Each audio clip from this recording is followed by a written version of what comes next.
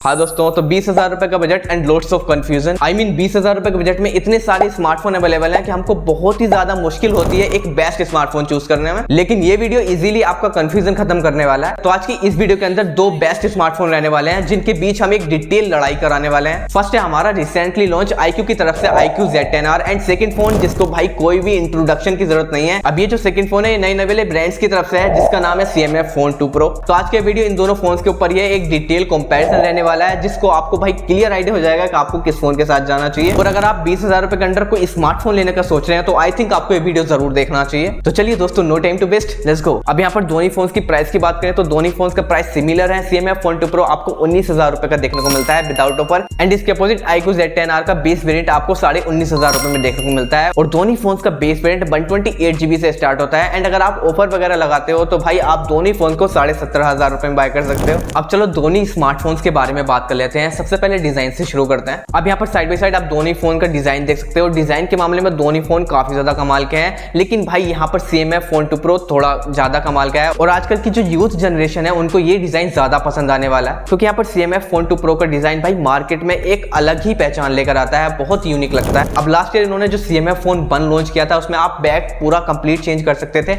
लेकिन यहाँ पर आप इसका इंटरचेंजेबल बैक चेंज कर सकते हो, यानी कि यहाँ पर आप एक एक्स्ट्रा कवर की तरह प्लास्टिक बैक लगा सकते हो इस पर। और इसको ही ऐड करने के बाद आप बाकी सारी कुछ एसेसरीज वगैरह लगा सकते हो जैसे कि वॉलेट वगैरह एंड बहुत सारी कुछ चीजें यहाँ पर यूनिक मिलती हैं। और यहाँ पर आप इस कैमरास में कुछ लेंसेज लगाकर यहाँ पर डिफरेंट फोटोग्राफी कर सकते हो। और मेनली ये फोन भाई ज्यादा कैमरे को तो जरूर टारगेट करता है, लेकिन यहाँ पर जो ये सारी एसेसरीज है आपको खुद बाय करनी पड़ेगी। यहाँ पर आपको बॉक्स में कुछ भी नहीं मिलता है। अब इसके अपोजिट अगर iQOO Z10R के डिजाइन की बात करें तो यहाँ पर आपको Vivo V50 series and Vivo V40 series वाला डिजाइन इसमें मिलता है और ये डिजाइन इस फोन को बिल्कुल भी सस्ता नहीं दिखाता और ज्यादातर लोग बस यही सोचेंगे कि आप कोई Vivo V40 सीरीज ये Vivo V50 सीरीज का फोन चला रहे हो। अब दोनों फोन्स की बिल्ड की बात करें तो दोनों फोन्स ऑल प्लास्टिक मटेरियल के साथ आते हैं। ऑलमोस्ट दोनों फोन्स का वेट भी आपको सिमिलर ही देखने को मिलता है, लेकिन थिकनेस में थोड़ा कमी है। यहाँ पर Vivo आपको भाई क्वाड कर्व डिस्प्ले प्रोवाइड करता है एंड ये स्लिमेस्ट फोन बन जाता है क्वाड कर्व डिस्प्ले के साथ आने वाला। इसकी थिकनेस आपको सिर्फ 7.3 mm देखने को मिलती है और CMF में आपको एक एक्स्ट्रा बटन मिल जाता है जिसको एसेंशियल की बोलते हैं एंड ये कुछ आपका डिफरेंट आप कुछ काम छोटा मोटा यहाँ पर कर सकते हो, like screenshot and AI features को थोड़ा बहुत यहाँ पर उनका फायदा इससे हो जाता है। बट यहाँ पर दोनों फोन्स की ड्यूरेबिलिटी में एक ह्यूज डिफरेंस है। यहाँ पर आपको CMF में सिर्फ IP54 की रेटिंग मिलती है। iQOO ने बहुत अच्छा काम करा है, यहाँ पर आपको प्रॉपर IP68 एंड IP69 की रेटिंग देखने को मिलती है और साथ ही साथ iQOO में आपको मिलिट्री ग्रेड का सर्टिफिकेशन मिलता है और ये 5 स्टार रेटिंग लेकर आता है इस टेस्ट में। अब यहाँ पर डिस्प्ले की ओर देखें तो दोनों फोन्स में आपको AMOLED डिस्प्ले मिल जाती है। दोनों फोन्स में 120 हर्ट्ज का रिफ्रेश रेट मिलता है और दोनों फोन्स की डिस्प्ले HDR सपोर्ट करती है, FHD प्लस रेजोल्यूशन लेकर आती है। बट यहाँ पर दोनों फोन्स की डिस्प्ले में एक डिफरेंस है। CMF Phone 2 Pro भाई फ्लैट डिस्प्ले के साथ आता है एंड इसके अपोजिट iQOO Z10R एक प्रॉपर क्वाड कर्व डिस्प्ले के साथ आता है जो कि भाई काफी प्रीमियम लगती है एंड बेजल्स भी बहुत ही कम लगते हैं। बाकी यहाँ पर भाई फ्लैट डिस्प्ले के हिसाब से भी देखा जाए तो CMF में आपको थोड़े ज्यादा बेजल्स मिलते हैं। एंड अगर मैं पीक ब्राइटनेस की बात करूँ तो iQOO 1800 लेकर आता है एंड CMF में आपको 3000 नीट्स की पीक ब्राइटनेस मिलती है। अब ओवरऑल दोनों फोन्स का डिस्प्ले काफी ज्यादा कमाल का है। मल्टीमीडिया के लिए दोनों फोन्स के डिस्प्ले काफी ज्यादा बढ़िया रहने वाले हैं, लेकिन स्लाइटली बेटर मल्टीमीडिया एक्सपीरियंस आपको भाई iQOO प्रोवाइड करने वाला है क्योंकि यहाँ पर आपको क्वाड कर्व डिस्प्ले मिलती है। अब इसका बेनिफिट ये होता है कि इसमें बेजल्स बहुत कम होते हैं तो भाई मल्टीमीडिया एक्सपीरियंस भाई बहुत टॉप नॉच हो जाता है। और इसी मल्टीमीडिया को और एनहांस करने के लिए iQOO में आपको डुअल स्टीरियो स्पीकर्स मिलते हैं जो कि बहुत ही बढ़िया साउंड करते हैं एंड काफी मजा आपको आने वाला है। लेकिन यहाँ पर CMF में भाई बहुत डाउनग्रेड कर दिया है। यहाँ पर आपको सिंगल स्पीकर मिलता है जिसकी क्वालिटी इतनी अच्छी नहीं है,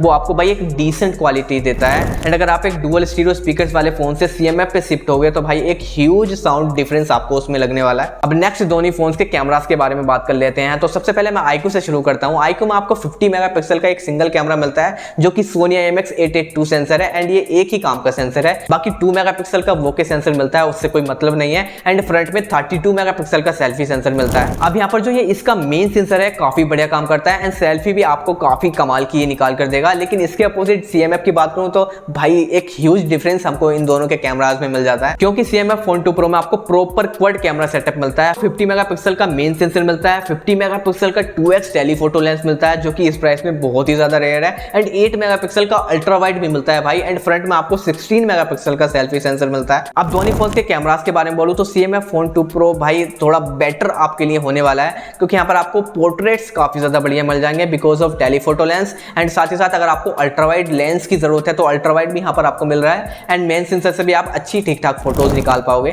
लेकिन यहाँ पर इस चीज का पता नहीं है कि यहाँ पर आपको कौन सा सेंसर मिलता है। अब बैक में ट्रिपल कैमरा सेटअप है तो आपको भाई किसी भी सेंसर की कमी यहाँ पर नहीं खलने वाली है। लेकिन हाँ, अगर मैं मेन सेंसर की बात करूँ तो वो आईक्यू का बेटर हो जाता है, क्योंकि यहाँ पर आपको सेंसर भी अच्छा मिलता है सोनी का एंड साथ ही साथ यहाँ पर आपको OIS मिल जाता है कैमरे में, जिसके थ्रू भाई ब्लरी फोटोज कम आएंगी, लो लाइट में आपको अच्छा एक्सपीरियंस मिलेगा एंड साथ ही साथ यहाँ पर आपको वीडियोस में भी काफी वैल्यूएबल मदद मिलने वाली है इस OIS से। अब दोनों फोन्स के मेन सेंसर से आप 4K 30 FPS तक वीडियो रिकॉर्ड कर सकते हो, लेकिन CMF का जो टेलीफोटो है उससे भी आप 4K रिकॉर्ड कर पाओगे। बट यहाँ पर iQOO में भी आप फ्रंट से 4K वीडियो रिकॉर्ड कर सकते हो, जो कि एक अच्छी चीज हो जाती है। और इसके अपोजिट CMF में भाई आप नॉर्मली 1080p 30 FPS तक ही जा सकते हो। अब नेक्स्ट यहाँ पर दोनों फोन्स की परफॉर्मेंस के बारे में बात कर लेते हैं। तो CMF में आपको MediaTek Dimensity 7300 प्रोसेसर मिलता है एंड अगर वो प्रो अगर अल्टीमेट वगैरह लगा दो तो उससे कोई मतलब नहीं है, परफॉर्मेंस भाई सेम ही रहने वाली है सारी यहाँ पर प्रोसेसर की। और iQOO के बारे में बोले तो iQOO में आपको MediaTek Dimensity 7400 प्रोसेसर मिलता है, जो कि स्लाइटली बेटर है MediaTek Dimensity 7300 से। अब साइड बाय साइड यहाँ पर आप दोनों फोन्स के AnTuTu स्कोर भी देख पा रहे होंगे, यहाँ पर भाई स्लाइटली बेटर परफॉर्म करता है iQOO। बट अगर मैं BGMI की गेमिंग सेटिंग्स की बात करूं तो भाई यहाँ पर CMF में 120 FPS तक आप गेम प्ले कर सकते हो BGMI में, लेकिन iQOO में आपको सिर्फ 60 FPS की सेटिंग अनलॉक्स मिलती है BGMI में। बट यहाँ पर फ्यूचर में जाकर iQOO में भी आपको 120 FPS मिल सकता है। अब नेक्स्ट यहाँ पर रैम एंड स्टोरेज की बात करूं तो दोनों फोन्स में आपको LPDDR4X रैम एंड UFS 2.2 की स्टोरेज मिल जाती है। अब दोनों फोन्स में आप भाई डे टू डे टास्क बड़ी आसानी से कर सकते हो, लेकिन आप दोनों फोन से कोई प्रो लेवल वाली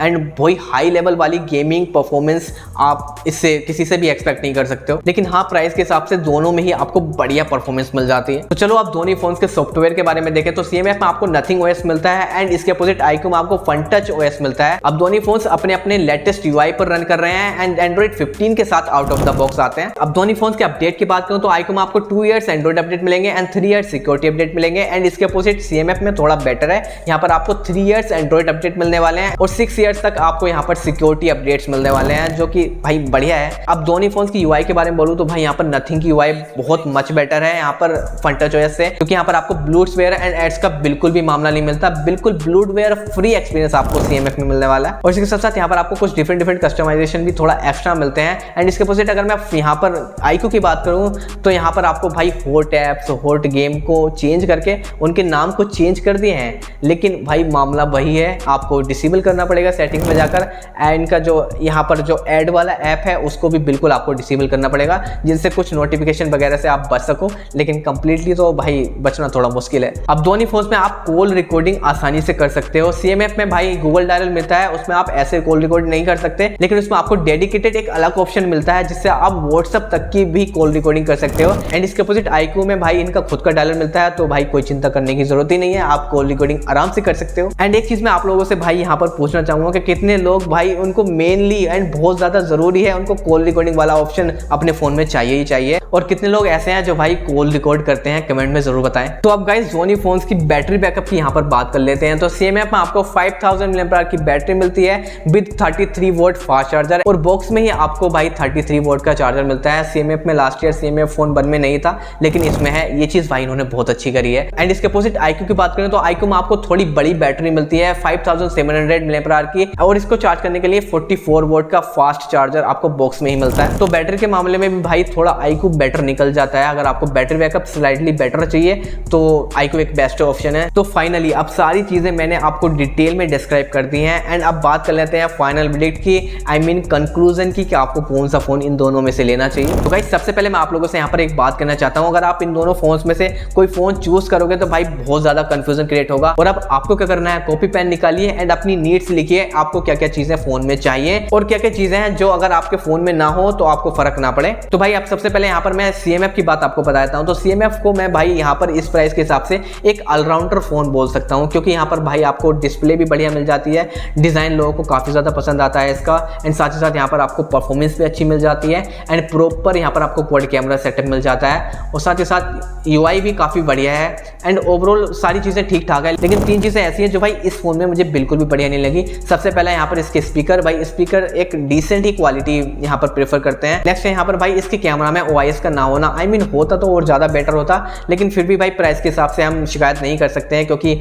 बाकी के सेंसर भी इसमें आपको मिलते हैं। और लास्ट है यहाँ पर इसका बैटरी। अब बैटरी को मैं कम नहीं बोलूंगा, 5000 mAh बिल्कुल ठीक ठाक है, आपको अच्छा एक दिन निकाल देगी, लेकिन अभी के प्राइस पॉइंट पर आपको भाई इस प्राइस पॉइंट पर 6000 mAh तक का बैटरी मिल जाते हैं, तो वो उसके हिसाब से थोड़ा कम है, लेकिन फिर भी आपका काम चल सकता है। और हाँ, एक चीज़ और मैं CMF के बारे में बताना भूल गया, यहाँ पर आपको ड्यूरेबिलिटी भी भाई इतनी अच्छी नहीं मिलती, IP54 की नॉर्मल रेटिंग मिल जाती है। बट इसके अपोजिट अगर मैं iQOO की बात करूँ तो iQOO में सबसे पहले आपको ड्यूरेबिलिटी भी अच्छी मिल जाती है, एक मैच्योर डिज़ाइन मिलता है, ठीक ठाक आपको डिज़ाइन भी पसंद आने वाला है। साथ ही साथ यहाँ पर आपको डिस्प्ले भी बढ़िया मिल जाती है, मल्टीमीडिया एक्सपीरियंस बहुत ज़्यादा बढ़िया रहेगा डुअल स्टीरियो स्पीकर्स के साथ, एंड साथ ही साथ परफॉर्मेंस भी आपको अच्छी मिल जाती है, थोड़ा बेटर आपको परफॉर्मेंस उसमें मिलता है, लेकिन BGMI सेटिंग उसमें ज़्यादा है, फ्यूचर में इसमें भी आपको मिलने वाली है। और नेक्स्ट यहाँ पर अगर कैमरा की बात करूँ तो कैमरा में मेन सेंसर काफ़ी ज़्यादा कमाल का है, सिंगल कैमरा मिलता है लेकिन काफ़ी यूजफुल सेंसर आपको मिलता है, क्योंकि इसमें OIS मिलता है, और खासतौर से अगर आप वीडियो वगैरह बनाने के लिए फ़ोन ले रहे हो तो ये अच्छा ऑप्शन हो सकता है आपको इस प्राइस पॉइंट पर। एटलीस्ट अल्ट्रावाइड सेंसर तो इनको देना ही चाहिए था, और यहाँ पर जो इनका जो UI है उसमें जो ब्लूटवेयर्स हैं उनका थोड़ा भाई सही कर दे तो और ज़्यादा बेहतर होगा। तो अब फाइनली मैंने आपको सारी चीज़ें दोनों फोन्स की अच्छे से डिस्क्राइब कर दी हैं। अपनी भाई नीड्स के हिसाब से देखो कि आपको कौन सा फ़ोन चाहिए, तो आप एक अच्छे से अपने फ़ोन को चूज़ कर सकते हो। तो बाकी अभी भी अगर आपका कोई भी क्वेरी रह गया, कोई भी क्वेश्चन रह गया, कोई भी कंफ्यूजन रह गया, तो जल्दी कमेंट करो, मैं उसका रिप्लाई आपको जरूर करूँगा। और आप भाई ये भी बता सकते हैं कि भाई नेक्स्ट आपको किस टॉपिक पर वीडियो चाहिए, मैं उस पर वीडियो लाने की बहुत ज़्यादा कोशिश करूँगा। और एक चीज़ से मैं भाई आप लोगों से बहुत ज़्यादा नाराज़ हूँ, अभी तक भाई आप सारा वीडियो देख चुके हो, लेकिन अभी तक आपने भाई चैनल को सब्सक्राइब नहीं करा है और वीडियो को लाइक नहीं करा है। भाई जल्दी वीडियो को लाइक एंड चैनल को सब्सक्राइब कर दो, एंड यही तो चाहिए आप लोगों से, और क्या चाहिए भाई लोगों। तो बाकी दोस्तों बस I hope you enjoy this video and I will see you guys in the next video. जब तक के लिए सब्सक्राइब करके जाओ, एंड मिलते हैं जल्दी नेक्स्ट वीडियो में। बाय।